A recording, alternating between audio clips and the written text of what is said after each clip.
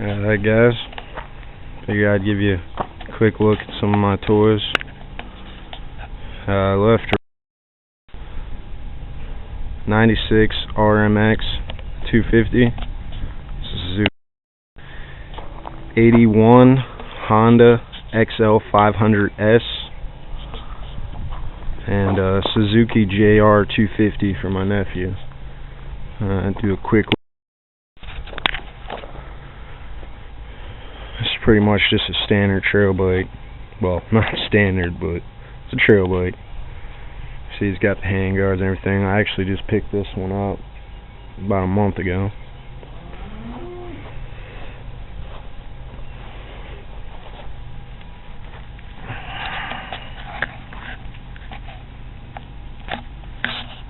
It's got radiators and everything.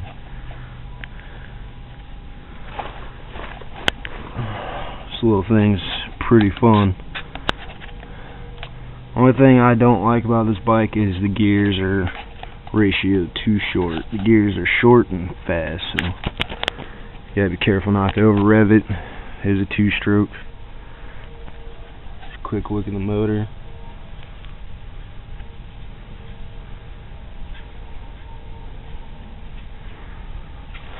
Got the FMF pipe on it. Lasco piston. You know, the works radiator guards. FMF power core.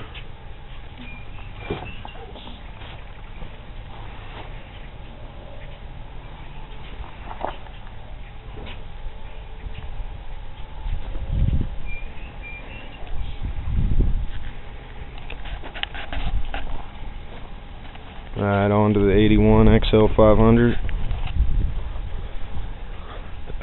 I actually got this bike pretty cheap from a cousin. He was hurting for some money, and when he first got it, I kept asking and asking. I told him, I said, man, sell it to me, sell it to me. He said, no, I'll never sell it. Well, as you can see, I own it now. But this thing is just a monster. At one time, this thing was street legal. I mean, it had, you know, tail light, the mirrors, all of that. You see it has a speedometer and everything on it. Speedo doesn't work anymore.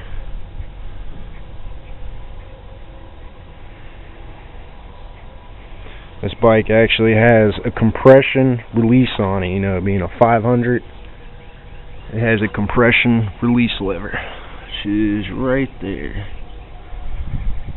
I've seen previous videos where a dude had an 81. When he pulled in the clutch, it released the compression. You know, it moved that, but not on this bike. This bike actually has a compression release lever, which is right here.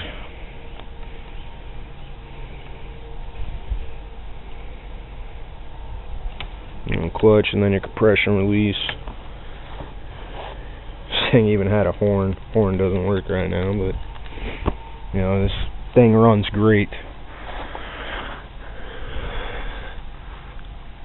There's a single cylinder. We actually just put a new rear sprocket on it.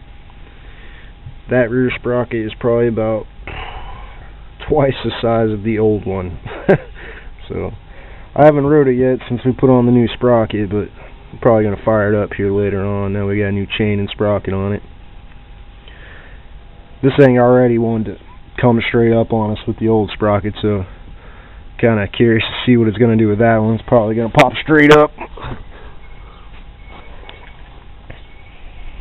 This thing is just a monster. Unlimited power.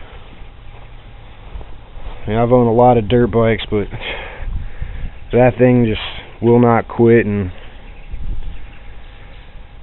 it'll give you all you can handle. That's for damn sure.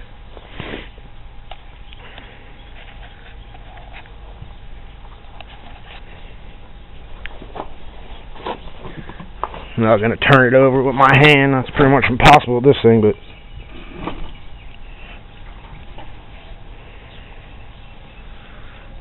it's got the dual exhaust. but doesn't come out back here dual exhaust. That'd be kind of cool, but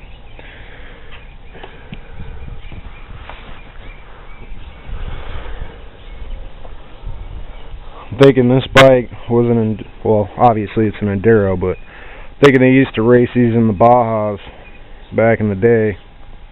You know, dirt track bikes, Baja races, stuff like that. But, you know, back then they didn't really have radiator-cooled engines. So, as you can imagine, they didn't last long in that desert.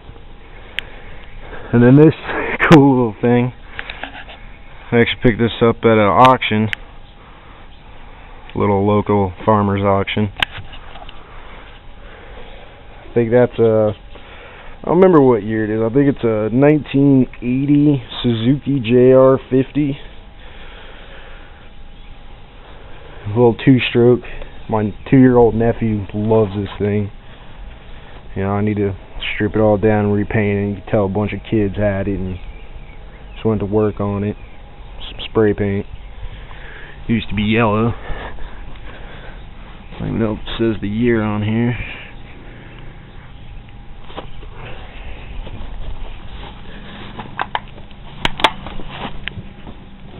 Looks like they spray painted over it.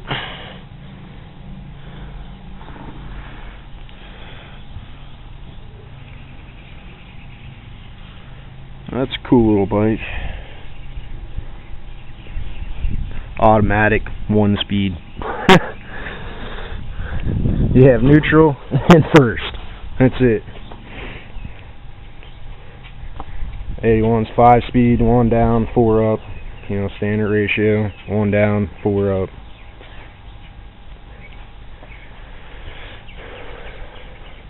I also have a 2000 Suzuki RM250, but that one was full race, but the guy I got it from didn't tell me, you know, he had the whole top end redone full race, but never touched the lower end. So yeah, threw a rod, seized a piston to the wall.